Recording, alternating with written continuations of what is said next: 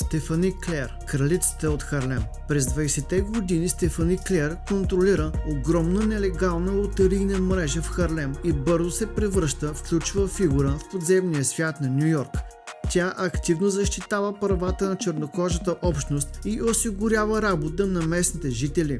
През 1930 година излежава 8-месечна присъда за незаконни фишове, а след освобождаването си свидетелства пред комисия, като разкрива огромна полицейска корупция. В резултат са уволнени десетки полицаи. След края на сухия режим, мощни подземни фигури се опитват да навлязат на нейна територия, като най-сериозният и противник е известният гангстер Дъч Шулц. По-късно Стефани Клер предава бизнеса си на Бъмпи Джонсън, който ще бъде запомнен като кръстникът на Харлем. Тя умира през 1969 година, оставайки легендата за кралицата от Харлем, една от първите жени босове в американския престъпен свят.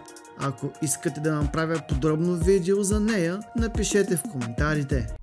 Ако се интересуваш от мафия и имаш криминален глад, абонирай се за мен в Престъпен свят.